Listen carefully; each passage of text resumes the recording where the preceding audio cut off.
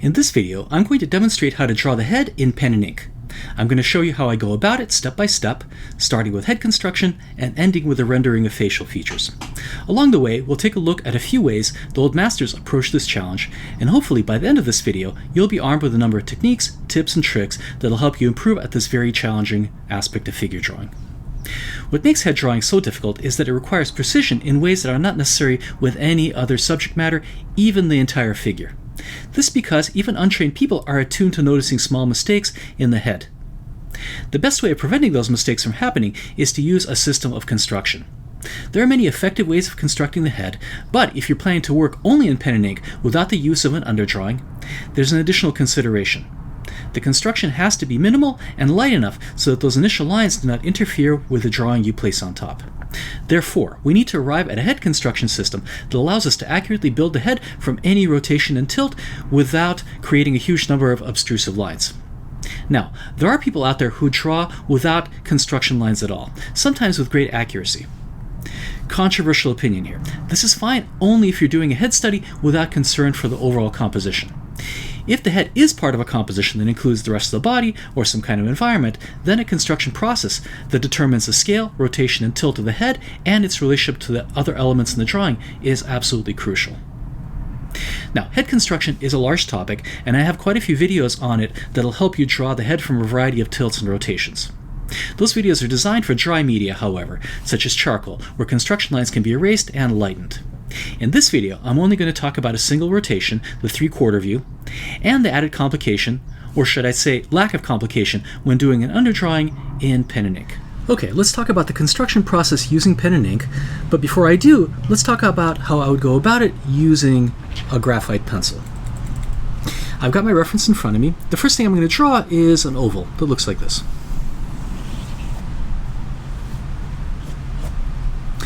The next step is to determine the rotation of the head by indicating something called a center line. Center line is an imaginary line that runs through the middle of the features, starting from the top of the head, running through the middle of the forehead, the bridge of the nose, the middle of the mouth, the chin. In 3/4 view, the center line is going to start here, and then you want to pretend like it's a string hanging off a balloon. It's going to curve in the upper half of the head here, and then at the halfway point, gravity takes over, and it's going to hang perfectly straight. The reason why we do that is because that's going to give us a very clear indication of where the chin is going to be, right here. Once I have a center line, I'm going to find something called eye level, which is a line that represents the middle of the eye. On most people, eye level is going to be in the middle of the head, meaning the distance from the chin to eye level is going to be the same as from eye level to the top of the head. Once I've established my center line and my eye level, I'm going to start at what I call my anchor point, this intersection, by drawing the bridge of the nose. So that's going to be two little lines, one on each side. And then from there, I'm going to start indicating the brow line. So we have two distinct angles. The angle where the brow hits the forehead, and then a slight shift in angle where the brow transitions into the temple. So we have an angle shift here and an angle shift running this way. Now that I've established my brow line, I can start working my way down the center line and figuring out where the base of the nose is and where the line of the mouth is. Here's how I do it. If I take the distance from the brow line to the chin and find the middle, that's going to give me a very good indication of where the line of the nose is, the base of the nose is. And then, if I take the distance from the base of the nose to the chin, find the middle, that's going to give me a good indication of where the mouth is going to be. Now, of course, these lines are going to vary on everybody. What I have here is something that is sort of average. On most people, eye level is going to be a little bit higher, or it might be a little bit lower. The base of the nose is going to be a little bit higher or lower. The line of the mouth is going to be a little bit higher or lower. And if I want to capture a person's likeness, I want to make sure that I adjust these lines to fit what's actually in front of me. If I'm doing a shorter drawing, however, or a drawing where the likeness is not particularly relevant, then I'll stick to these average proportions. But the main thing about these initial construction lines is that it keeps me under control and keeps me from making huge mistakes. So for instance, a person's eyes might be a little bit higher or lower, but they're not going to be up here in the upper 3/4 of the head, because then I'm drawing a hippopotamus or something, or a frog, right? They're always going to be pretty close to eye level. So I know that if I draw the eyes somewhere here, at the very least, the person I'm drawing is going to look human. I'm not going to make any kind of really large errors. Okay. Now, by the way, if you want to see the intricacies of how to exactly place these things, I've got a couple of drawing tutorials on drawing the head from observation or portrait drawing from observation, which deal with exactly how to set these things to capture a likeness. But for right now, we're not going to bother with that. Okay, let's start indicating the nose a little bit. I'm going to work really lightly and start indicating the tip of the nose, where the nostril is in the back here. Right? And then I'm going to do the same thing for the mouth. Now, one complication. The mouth, the center of the mouth, doesn't sit exactly on the center line.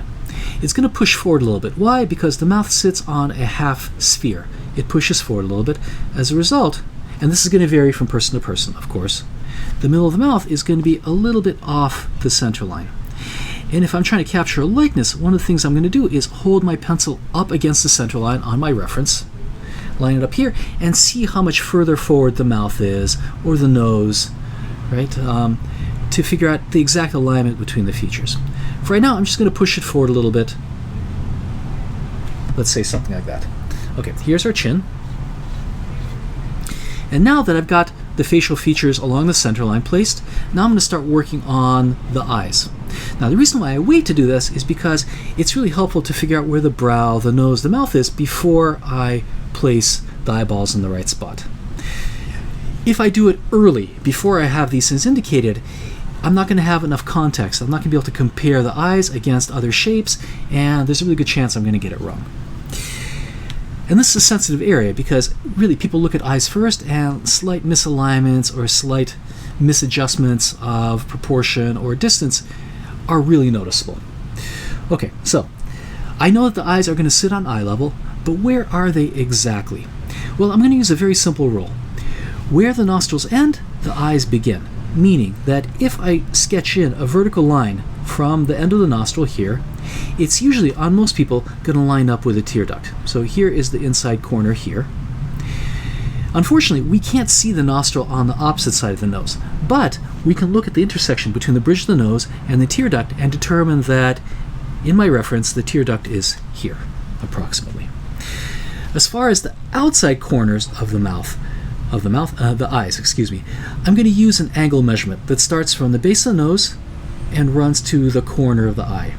I'm using what's called an angle measurement here. So I'm going to line up my pencil with this spot right here, and then the corner of the eye on my reference, and then I'm going to transfer that angle over to my drawing.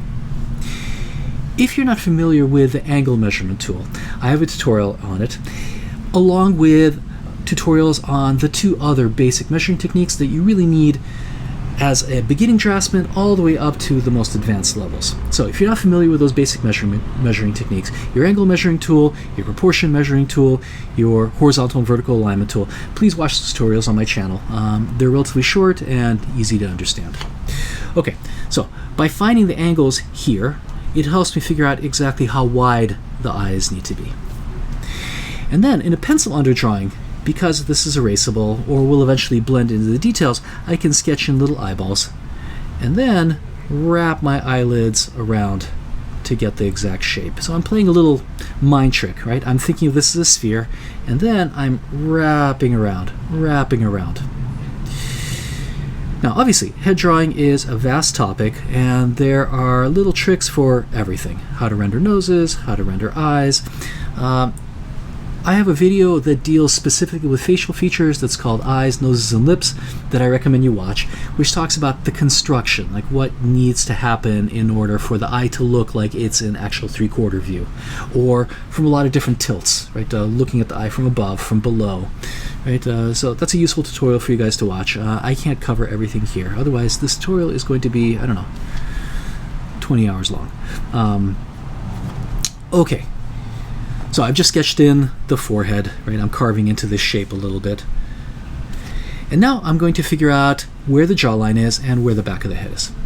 To do that, I'm going to use my proportion measuring tool that works like this. I'm going to line up my pencil with the distance from here to the jawline on my reference, And then I'm going to compare the distance from here to here to the height of the head. So the principle of proportion measuring is that I'm almost always comparing something I'm about to draw or something I'm about to measure against something I've already drawn. So in this case, I haven't drawn the jawline yet, but I have drawn this, right? I've drawn the head up and down. So by comparing this against this, it helps determine this distance. So I'm going to take a measurement from here to here, compare it to here, and then in 3/4 view, this is generally true. The distance from here to the jawline is about the same as from the chin to the brow line. So let's take that distance, carry it over, and sure enough, here is my jawline. Like so. Always, when you guys are doing a head drawing, include a little bit of the neck and a little bit of the shoulders. Right? That's something you never want to leave out. Otherwise, your head drawing is going to look like it's decapitated, which is bad, right? It's kind of painful looking. If you go to the museum, you'll notice that in older paintings, so before the modern era, before the 20th century, right, the artists would never decapitate. They would never draw the head with the neck only. They'd always include a little bit of the neck and the shoulders. Okay, now let's get the distance from the front of the head to the back of the head using that same proportion measuring trick. So we're going to measure the distance from here to here, right, from the hair to the temple or the brow, and compare that to the height. When we do that, I realize the distance from here to here is about the same as from the chin to her hairline, which is right about here. So let's take that distance, carry it over, and then get the depth of the head. Okay, so if you want to see this construction process in more detail, I have videos on it, videos that deal with different rotations, different tilts, but this is how I would construct the head for a number of reasons. Either I'm working entirely in pencil or charcoal, or sometimes I'll do a pencil underdrawing, drop the pencil, pick up the pen, and ink it, right? But for this drawing, I'm going to freehand it entirely. So I'm going to show you how to do a construction when I'm not using a pencil, when the only thing I'm using is pen and ink. Now, while I can obviously take my pen and ink and go over this, and then after I'm done with the drawing, erase out the construction, what if I only want to draw with pen and ink and still go through the construction process? Well, in that case, obviously, these construction lines are going to get in the way of my finished drawing, particularly where there are going to be areas of light, at the forehead, here, right, at the chin. So we want to do essentially the same thing without putting in all of these extra lines. How do we do that? Well, let's think about what we actually need for our construction. Why do I draw the oval? To get the scale and position of my head on the paper. So what do I actually need? All I really need is to indicate the top of the oval and the bottom of the oval. So I'm going to do this, and then I'm going to do this, like so. Actually, let's move this over a little bit so I have room to draw the back of the head. So you can see I'm already able to make decisions at this very, very early stage. Now I need to figure out where my center line is and where my eye level is. I'm not going to be able to draw them, so what I have to do is visualize them. So imagine there's an oval here. Our center line runs here, curves in the upper half of our oval, and then starts running straight down this way. So our center line is here, like this. And where would our eye level be? It would run through the middle of the oval, running this way. So instead of drawing our center line and our eye level, what I'm going to do is I'm going to indicate the intersection of both by placing two little patches of hatch, one on each side, which indicate the bridge of the nose. So once again, here's my center line. I'm visualizing it. Here is my eye level, and then right about here, I'm going to place one little hatch mark, another little hatch mark. That's going to be the bridge of the nose. This is my anchor point, if you remember. That's where I start the drawing. So from here, I'm going to start indicating my brow line, going this way, going this way. Again, I'm looking for two angles. I'm looking for the angle where the bridge of the nose, where the brow line hits the forehead, and where it starts tilting at the temple. I'm going to do the same thing here. And then when you make those indications, use a series of hatching. Don't put in sharp lines. That's going to give you a little bit more flexibility to move things around.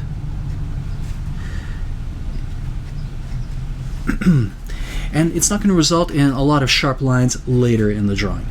Okay, so we've got the brow line going this way, and now I'm going to start working down my center line, my imaginary center line, and figuring out where the base of the nose is and where the line of the mouth is. Okay, so here's our center line. It curves, curves, curves, curves.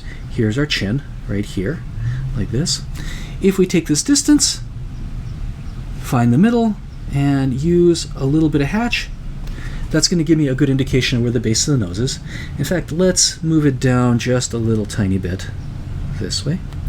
And the good thing about this little patch of hatch is that usually the area underneath the nose is going to be in shadow, which means that this little construction mark is going to be obscured anyway. Here's our center line. Let's take the distance from the base of the nose to the chin, and then draw another series of little lines. And that's going to give me a really good indication of where the line of the mouth is going to be. Again, this is an area where there's going to be lots of hatching, lots of detail. This line is going to be obscured. Okay, now that I have my construction marks on the front of the face, now we can start indicating the location of the eyes. So we know that this little part indicates the intersection between our center line and our eye level. So we know our eye level is here. Our eyes are going to be on this level. Where do they start? Well, I need to figure out where the nostrils are, right? So before I place the eyes, the best thing to do is to very lightly indicate the shape of the nose. Now, very, very important at this stage, regardless of what style you're working in, when you're doing your sketching, use more hatching, use value to indicate the position of things rather than sharp lines. Right? So you can see as opposed to a single line, I'm using several lines to make that indication. Right? Same thing for the mouth. Let's place the mouth. Right? Here's our center line, and we know that the middle of the mouth sits a little bit to the left of the center line. I'm going to use a series of marks to make that indication. Again, that gives me a little more flexibility if I need to move things around, change the shape a little bit. Right? I'm not really committing as much as if I was putting down a bunch of sharp lines. Right? So here's the middle of the mouth, and here's the bottom lip. I can put a little bit of hatch mark here. Right? Again, this is construction. I'm not putting in details. I'm trying to keep the drawing kind of loose.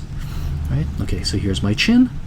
And now that I have the mouth indicated, the nostril indicated, it's going to help me place location of the eyes. Why? Because if you remember, where the nostril ends, the eye begins.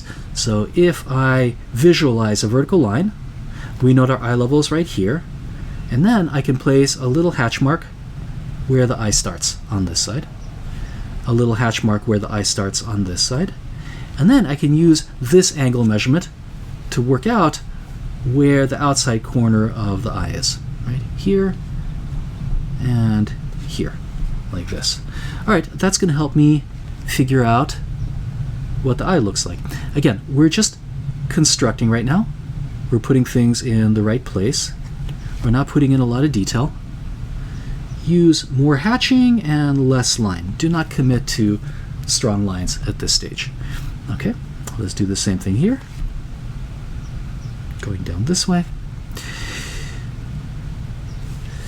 By the way, head drawing is obviously a very large topic. I'm not going to be able to cover absolutely everything. I have a video on how to draw and how to construct noses, eyes from various rotations, from profile, center view, three-quarter view. I recommend you watch that video. It's going to show you exactly how to curve the eyelids correctly from different rotations, from different angles when the head is tilted back, tilted forward. It's something I'm not going to be able to get into at this moment. The most important thing is to keep things sketchy and hatchy, right? Use more hatching to make your indications, your placements.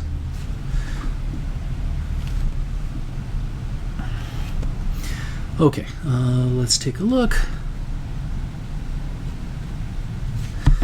Okay, and keeping things kind of sketchy like this is going to give you, again, a little bit more flexibility to move things around. So I'm looking for alignments here. Did I place the mouth in the right spot? Right? Is there enough distance here? Is there enough distance here? I can make that little bit of an adjustment like this. Okay, now I can start carving into the head here. So we had an oval here, but what is that shape specifically? Going down this way. Here's the cheekbone. Here's the cheekbone. Here's the chin, the cheek.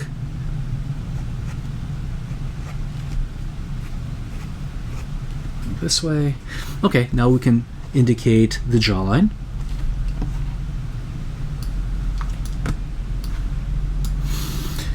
How do I do that? By measuring from the cheekbone to the jawline here and comparing that to the height. Right? So if you remember, this distance from the chin to the brow line is the same as this distance. So let's do that.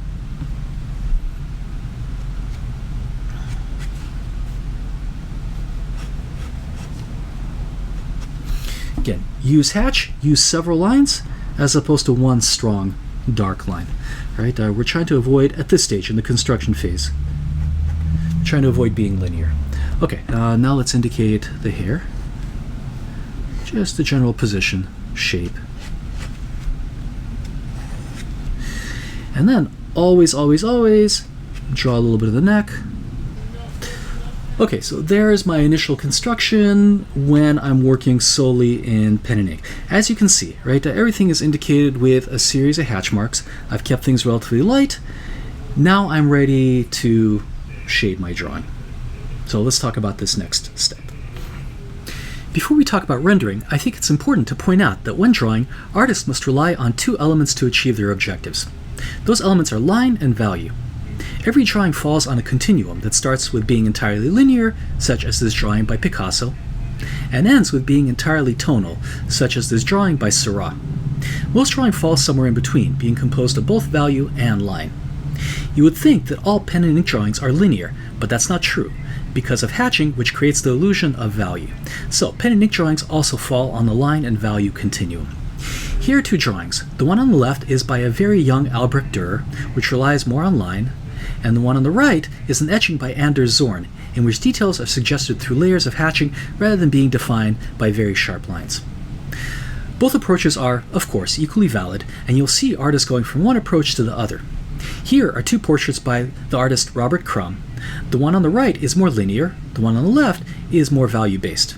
The important thing is to know which effect you're going for from the very beginning and to be consistent throughout the drawing process. Regardless of what approach you're going to use, the most important piece of advice I can give you is to avoid using sharp lines where none actually exist. This is a universal principle that artists have followed regardless of style for centuries. Here, again, is a drawing by Albrecht Dürer, which is representative of a more linear style, where you can see that he's carefully avoiding outlining his forms with sharp lines, particularly on the nose.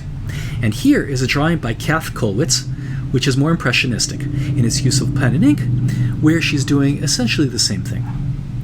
While there will be places where sharp lines are appropriate, in most cases, what you're actually seeing on the face are not lines, but shifts in plane. For example, beginning artists use a very sharp line at the jawline here. So they'll have a tendency to do this. Okay, here's the jaw, and I'm going to outline it, like so.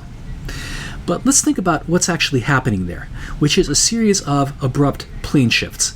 So we have a plane that's going down this way, and then it abruptly goes in this way, and then it goes down again.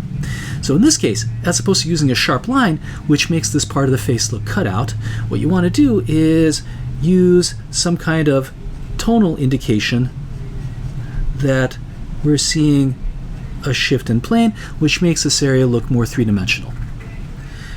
So again, while there will be places where putting in sharp lines is okay, you want to think about your drawing like you're preparing a stew. Hatching should be the meat and potatoes of your ingredients, your basic ingredients, and the lines should be those last touches of seasoning, accents that you place right at the end of your drawing. Okay, I'm going to start rendering this drawing using the cross-contour hatching technique. If you're not familiar with this technique, I have a video on it that probably explains it in more detail than is necessary, which I recommend you watch before you watch this video. Okay, so first thing I'm going to do is define the big plane shifts, right? The fact that light is coming from the side, and then we've got these large planes on the temple, on the cheekbone here, on the nose, a little bit on the chin, that are in shadow. Always when you're drawing pen and ink, work light to dark, of course, and then big to small. Define the large shapes first before going into smaller details. So let's just test this pen out. I've had it capless for a little bit. Always good to have a little separate sheet of paper when you're inking to make sure that your pen is writing properly. Okay. So I always start off with a single hatch everywhere, starting at approximately 45 degrees. This is simply because this is the most comfortable angle to work from. So single hatch, just defining the large plane shifts. The fact that we've got the top of the nose here, the bottom of the nose, which is a little bit in shadow, going this way. And then I'm going to throw the entire nose into shadow, like this. Okay.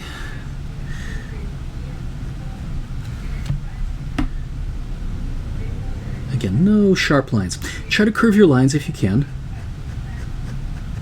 Though if they're not entirely curved or the beginning hatch marks aren't curved, it's okay. This initial hatch really serves as a base value upon which you place your details underneath. So the first step could actually be almost like a parallel hatching technique where the lines are straight for the most part.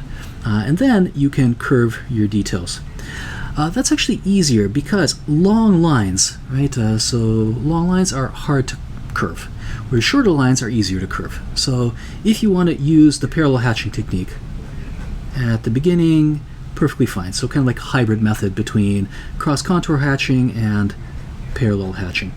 This is actually a very common method with some artists. A notable example is Michelangelo, where he'll start off with a foundation hatch, which is perfectly straight, and then start carving into it with shorter, more curving lines. Okay, so let's throw a little bit of shading underneath the nose here. Again, trying to define big planes. We have a large plane shift from the cheek into the side of the face. Again, curving these lines, not particularly important. Right, I'm going to still maintain that roughly 45-degree angle, though at the side of the face, that angle can become increasingly vertical. Right, if you watch my video on cross-contour hatching, there's a really simple line, right? Simple rule. Side-facing planes are going to have hatch angles that are slightly more vertical, and then front-facing planes, right, the forehead here, are going to have hatching that is a little bit more horizontal. Right, that's going to give your forms a little bit of a stronger sense of three-dimensionality. So here, my hatch marks, and there's going to be multiple angles here, of course, right, are going to be a little bit more inclined towards 90 degrees. Right? Again, I'm not going to stress too much over curvature. It can, but think of this more as kind of like an initial base tone upon which you're going to place your more curving lines later. By the way, using a lighter ink as opposed to black is obviously a lot easier because it allows me to build up my values more gradually.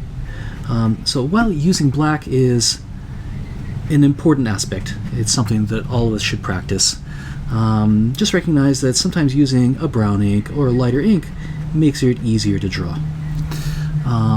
Okay, so we've got the cheekbone here, the cheek. Let's get this transition here, this way. Really, when you're hatching, I'm trying to think about how one series of hatching flow into the other. So here we have hatching going kind of opposite directions. It's not something I really want at this stage. So what I'm going to do is I'm going to connect my hatching, going here and then gradually kind of going this way, right? Can you guys kind of see the flow here? Okay.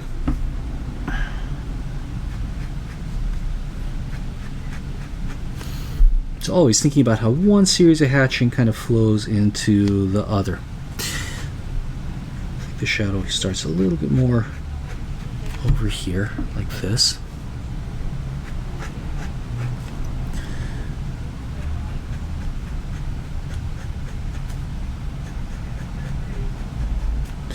Okay, the hatching is a little bit messy here, but again, this is the initial base layer, and hopefully I'll be able to clean it up in the later stages.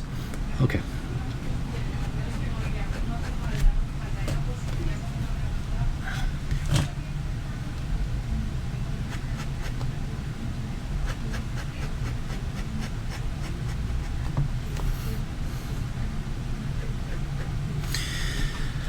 Okay, so I've got the kind of this initial base layer out of the way. Now it's time to start to render more of the detail. So we're going to start applying smaller hatching.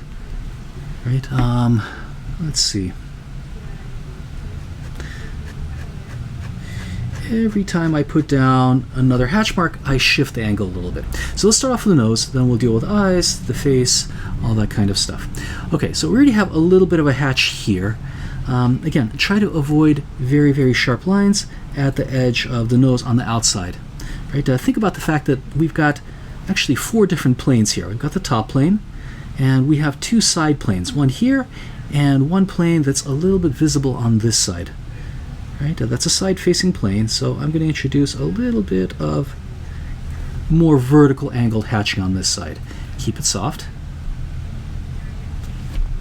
Then it starts wrapping around towards the bottom here.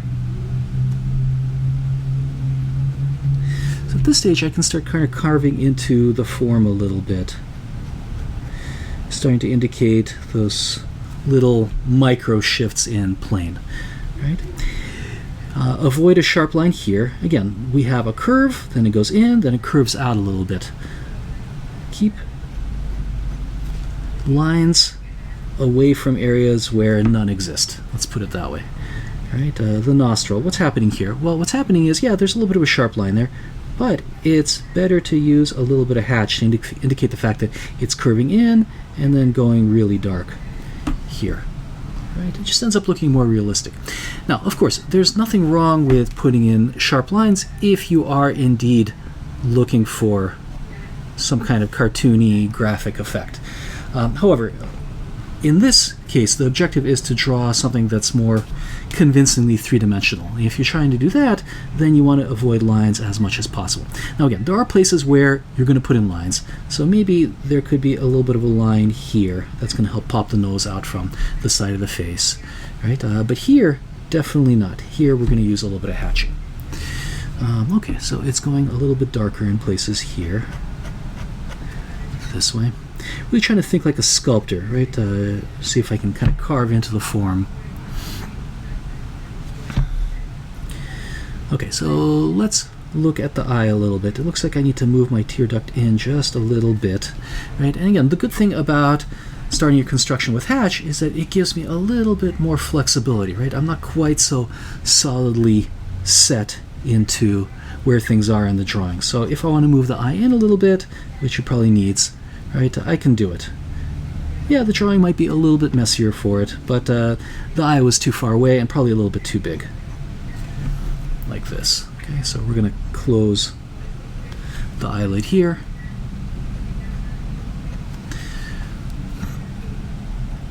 Just make the eye a little bit smaller. Okay, so a couple things about the eye. You want to make sure that, number one, you're showing the fact that the eye is round. So I'm going to look at the overall shape, the fact that it's lighter here, and then it's getting a little bit of shadow on this side as a round object would. So I'm thinking about the larger form. And then the white of the eye is not all the same value, right? The eye is stuck inside an eyelid, inside an eye socket. It's receding back into space at the sides. So we want to make sure that we show that by introducing a little bit of shadow here and here. Also, the fact that the upper eyelid has a little bit of thickness and is casting a little bit of shadow underneath this way. And then we can get the iris. Let's indicate the highlight. Right, which is going to be pure white. The area around the highlight is going to be the darkest part of the eye other than the pupil. And then light hits the highlight, passes through the iris, and lights up the opposite side of the eye, which is going to give your eye a sense of transparency. Right? So the area around the highlight, really dark. Area on the opposite side of the eye is going to be a little bit lighter.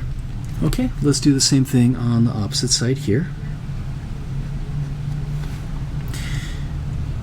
Again, it's always a good idea to work on the eyes at the same time. And then I want to think about the atmospheric perspective of the situation. Right? Think about where the features are closer to and where they're further away. So this part of the face is closer to. I'm going to render it a little more strongly. I'm not going to render the eyes with equal detail, equal strength. So the back eye is going to be a little bit less detailed, a little bit less contrasty, to make it look like it's further away.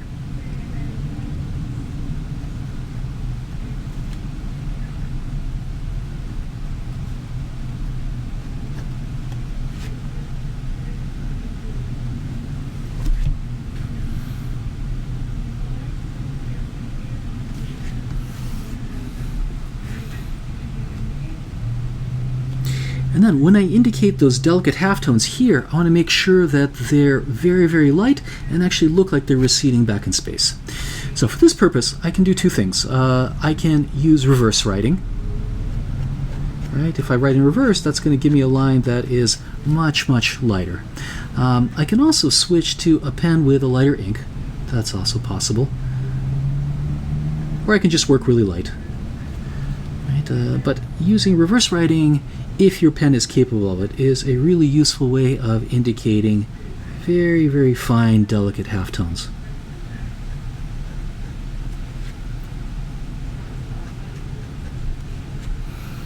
Some very slight distinctions of value in the lighter side here.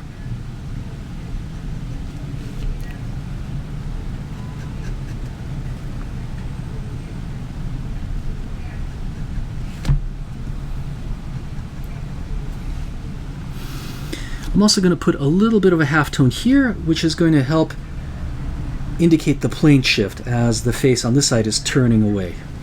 Right, the hatch marks here, because these are side-facing planes, need to be a little bit more vertical. Right, and very, very, very light.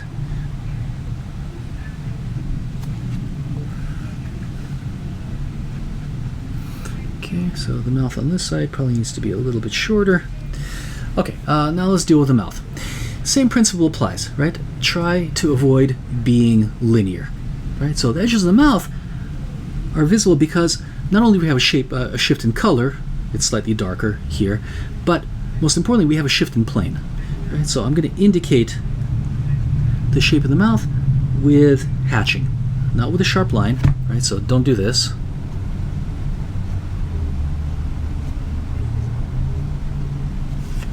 Right. Use a little bit of hatching along the side, along the edges of the mouth, to indicate the fact that there's a plane shift here. Now, again, there's nothing wrong with putting in sharp lines if that's your objective. If your plan is to make your drawing more graphic, more cartoony, and less realistic. But again, our objective here is to be realistic, or as realistic as possible given the limitations of pen and ink, which is a medium that's best suited for suggesting detail, suggesting reality, as opposed to really fully rendering things with a full range of value, texture, detail. Right? Pen and ink is more of a suggestive medium.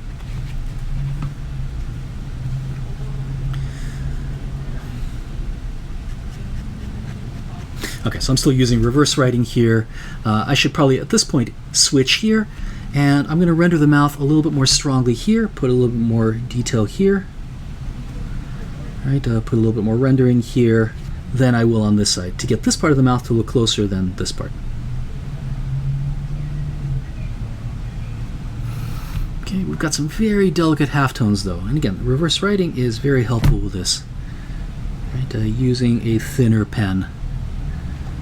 Right, so a couple of options. I'm using a flex pen, by the way. Right, so it's a pen that's capable of line variation, going thin to thicker lines, which is fantastic for drawing the figure, drawing the head. It gives me a lot of line variation, a lot of control over the thick and thin lines. But if you don't have a flex pen, right, you have a pen with a stiff nib that puts down, let's say you're working in micron, right, then get a range of widths. Right, get a micron that's 0.05, then get one that's 0.7, 9, then even all the way up to whatever it is, whatever the thickest gauge is. Because you don't want to draw the entire head with one consistent line width. That doesn't give you a tremendous degree of control. Right, so here I need something that's very, very fine. Again, using a lighter ink really helps with this. Right, we've got a very delicate halftone here.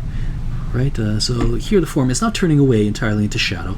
It's sort of in half shadow. Here it's going a little bit darker. Right. We've got some very delicate twists and turns in the form. Here we have a fold. Right. I'm not going to put a dark line there. I'm going to introduce a series of hatching to define this area. And by the way, guys, if you're doing a portrait commission, right, putting in very heavy lines in areas where the skin folds or wrinkles is going to age the person, right? So that's something that, for me is not really a consideration, right? I don't do portraits for a living. However, if I did, that would be a consideration. You definitely do not want to do a portrait commission where you make the person 20 years older looking than they actually are. You're immediately going to be fired, by the way, as a portrait artist. So something to consider when you're doing a portrait drawing, right? Wrinkles, details like this, don't render them with a dark line. It has an aging effect, right? It makes the person look older. Okay, so a few delicate halftones here. You can see that as I work towards the detail, I start carving more and more. The way a sculptor would initially block in a big chunk of marble using basic planes, and little by little start working towards smaller chisels. Okay, I'm not exactly sure how a sculptor works, but I'm assuming that's the case, right? That they don't start with the small chisels first. They start off with big stuff, right? They probably have a stone cutter first come in and just cut the block into a certain shape, right? So I'm doing the same thing, right? I'm thinking this as a sculpture. Right? The sculptor doesn't have an option to put in sharp lines for the most part, right? The way they indicate sharp distinctions is through abrupt shifts in value. Okay, so here the forms are going a little bit darker. By the way, as I've mentioned, nothing wrong with rotating your paper. I try not to do it in the demos, and that makes my demo drawings a little bit sloppier, right? I have a little bit less control over certain hatching angles, right? So usually demo drawings are less clean than drawings I do off camera. So again, don't worry about rotating your paper, even though I try not to do it in my own demo drawings. Okay, going a little bit darker here.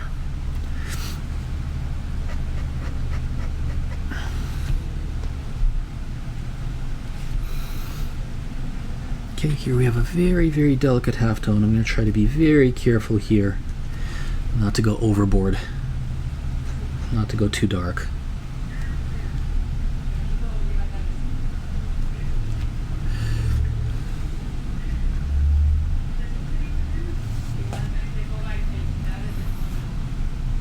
Okay, let's extend a very, very delicate halftone here on the forehead.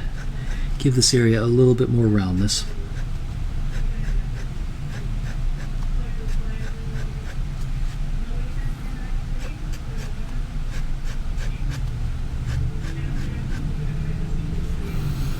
And a little bit of value here as well.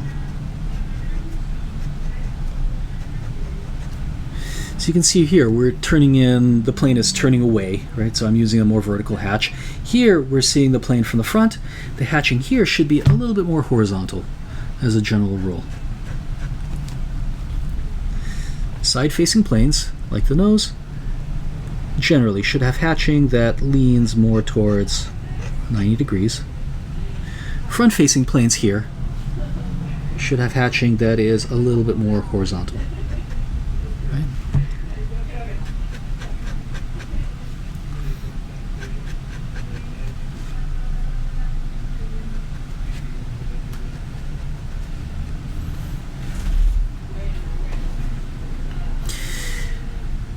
Okay, so here the hatching got a little bit messy. Let's see if I can put a few more layers down and clean up this mess that I have here.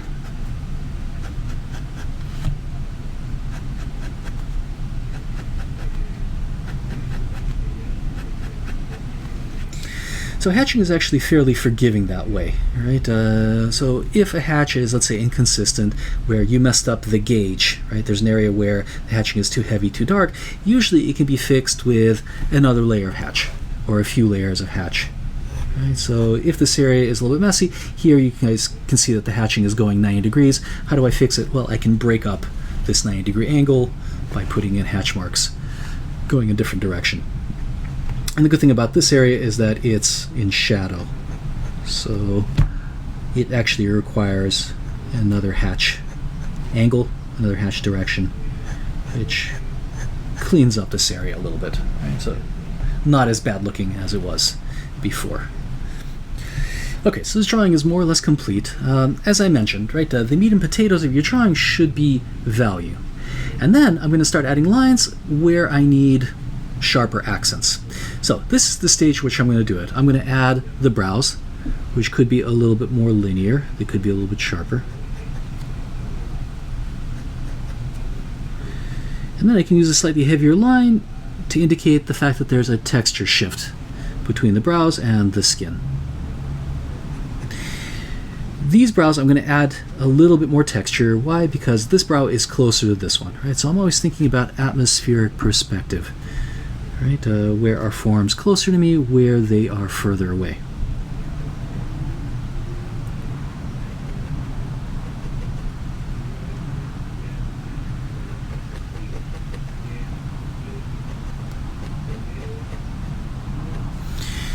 And then, again, slight accents. So where do we see sharpness? Well, maybe a little bit on the inside of the eye here, right? And go a little bit sharper, right? Definitely the iris could be a little bit stronger, a little bit darker. The great thing about this ink is that I can layer it and with multiple applications of hatch, make it darker, right? So you can see the ink as I kind of pile it on, as I pull it up, goes a little bit darker. Okay, now let's very quickly talk about how to render hair. Depending on the value of the hair, the technique is a little bit different. The most important thing is to make sure that you have a shape underneath before you start applying texture. If the hair is dark overall, actually the very first thing you do is not the shape, not the texture, but the overall value.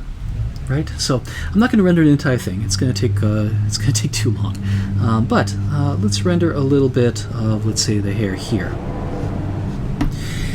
First thing I'm going to do is just put in a darker value everywhere, and I might do this with more than one layer of hatch.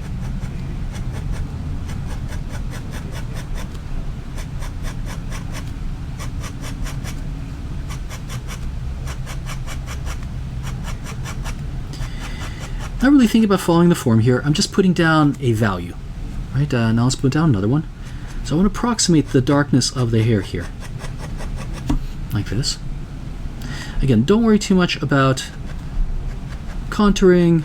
Right, this is more cross-hatching than anything. Right, I'm just treating hatch as layer of value. So this could be like an ink wash. Right, and actually, I often combine pen and ink with ink wash because it's so much easier to block in darker areas. Right, so I might put down a darker value with a wash and then go over it with pen and ink to add my detail. But in this case, pen and ink only. Right, we're being purists.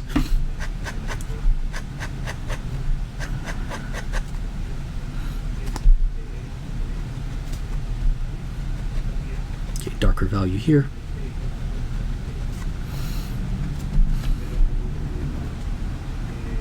Okay, it doesn't have to be particularly clean. Wouldn't hurt, but okay, let's say it's not. Okay, so I made it darker. Right, next step is to think about the form. Where is the hair darker? Where is it lighter? Right, so I notice that it's darker here. Now I'm going to start building the shape. Right, I'm going to start building the forms a little bit. Going darker here. This way, darker here. Like this. And these hatchings are a little bit more, these hatchings indicate the form, right? They're curving around the form a little bit more, right, as you can see. All right, so I'm building the forms. All right, I'm cross-contouring a little bit. It's going really dark here. Like this. All right, and then the next step is to start putting in texture. All Right, so then I start going in and putting texture. Now, when I do put in texture, I'm paying very close attention to where the texture is closer to me and where it's further away. Right, so here the texture is closer to me. It's darker. And then here the texture is further away. So here I'm going to make the texture really dark, really strong. Like so. And then gradually, little by little, here the texture is finer. Not quite as strong. And then be careful, don't leave the transition between the hair and the skin abrupt like this. So I'm going to extend a little bit of hatching here to indicate the fact that the hairline is a transition from skin to hair as opposed to something that's abrupt, which is going to make the hair look really strange, like a toupee. Right? There's no skin transition.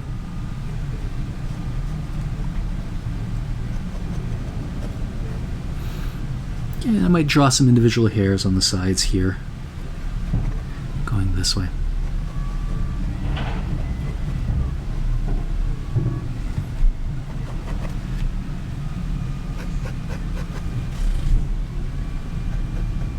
So I'm going to work a little bit more on this off camera, and then I'm going to come back and give you some concluding remarks.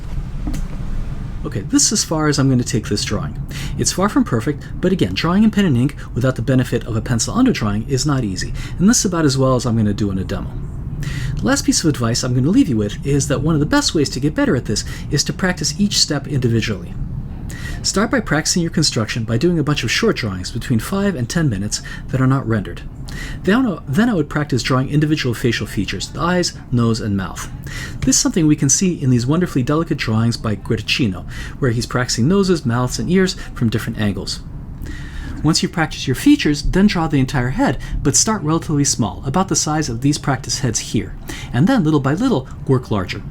However you practice, remember that this is a numbers game. You have to do a certain number of really bad drawings before you start doing drawings that are better. Those bad drawings, so long as you learn from them, are not a waste of time, but a necessary step to attaining the proficiency you desire. Enjoy the process of getting better. It's a long one, filled with quite a few disappointments, but also surprise and joy when suddenly things start clicking, and lo and behold, you've done a drawing that you actually like. Thanks for watching, and as always, if you have questions or comments, leave them below, and I'll be happy to respond.